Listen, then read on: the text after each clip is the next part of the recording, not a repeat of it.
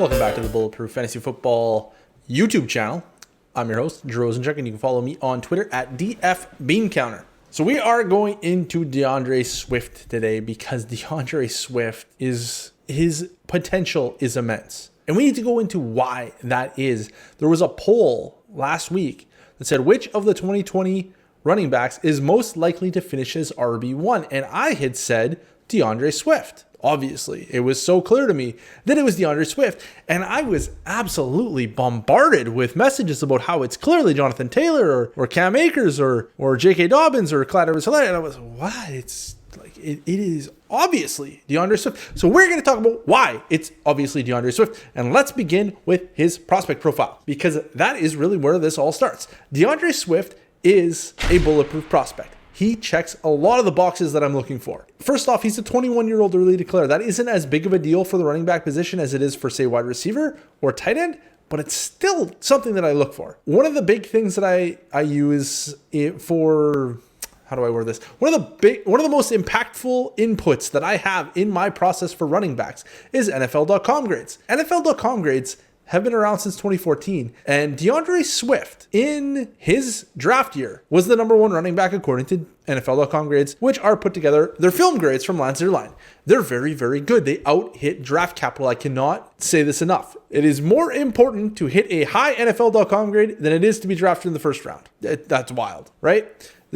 Maybe that's a bit too much to say, but it is more, it out-hits. That's all I got for it. It just out-hits draft capital. That's what I'm trying to say. So anyway, DeAndre Swift had a 6.78 NFLcom grade. Here are some notables. It is the best NFLcom grade since Saquon Barkley with a generational 7.45 NFLcom grade. Swift's was 6.78. Some other notables, the 2019 RB1, according to NFLcom Grades, was Josh Jacobs with a 6.70. And then the 2021 RB1 is Travis Etienne with a 6.71. Remember, Swift with 6.78. And I know a lot of y'all really like your Jonathan Taylor. His was a highly unremarkable 6.41. He wasn't as good on film as you would expect, and that's fine. He's still a good player. He was still bulletproof. DeAndre Swift is bulletproof for different reasons. So as a part-time player at Georgia, DeAndre Swift was able to hit my receiving thresholds, which are absurdly hard to hit. There are not many players that hit them. Among the bulletproof prospects, these are the players that also hit my receiving thresholds. LaShawn McCoy, Matt Forte, Alvin Kamara, Christian McCaffrey, Saquon Barkley, Noshawn Marino, Reggie Bush, Joe Mixon, Steve Slayton, Giovanni Bernard, Rashard Mendenhall, and DeAndre Swift. This list is incredible. This is one of the highest hitting, like the hardest hitting lists that I can put together from all of the metrics that I look at. DeAndre Swift compares very, very favorably to Alvin Kamara. That is his closest comp coming out of college. He's a little smaller, but he had the same kind of like low dominator, but high receiving kind of thing going on. It was an eerily similar comp overall, not from a size perspective.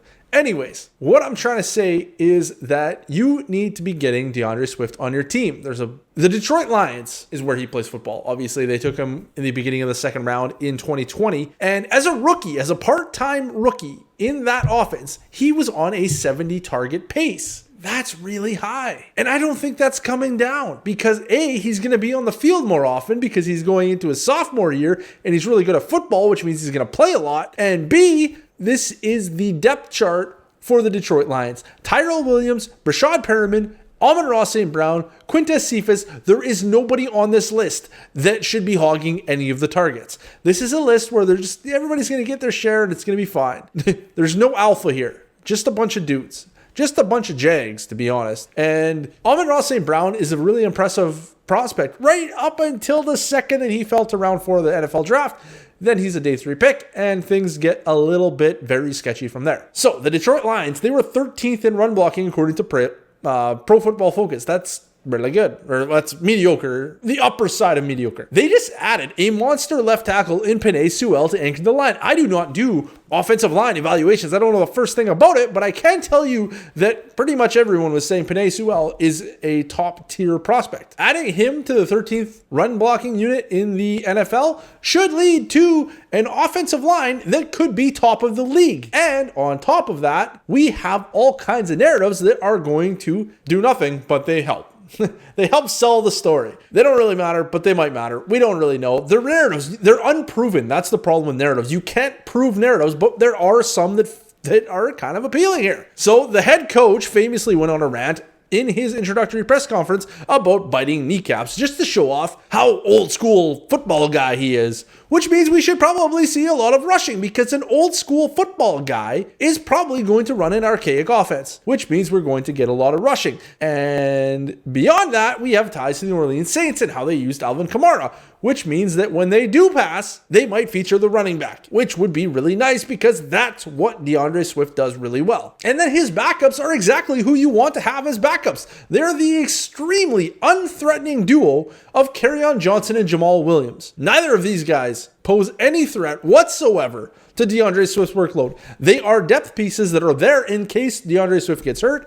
Nothing more. That's all they are. I'm sorry, Jamal Williams truthers. Anyways, this all reminds me so much. It's like deja vu of the Christian McCaffrey parallel when McCaffrey was coming out of his rookie year. I remember distinctly drafting Christian McCaffrey in the second round of the Scott Fish Bowl in 2018 and being questioned by the masses about why I would take a receiving back so high in the second round. And my response was, well, what if he's not just a receiving back? We already know he has an RB2 floor. He's a fringe RB1 based on receiving alone. What if he's more than that? We don't know yet. He's only played 1 year in the NFL. He rushed a hell of a lot in college. He was pretty good at it. DeAndre Swift was pretty good at rushing in college. He smashed yards created and also, or he didn't smash, but he hit the thresholds in yards created. He hit the thresholds in missed tackles forced per attempt. He did everything that you could ask on the ground. And he is one of the best receiving prospects at the running back position that has a 3-down skill set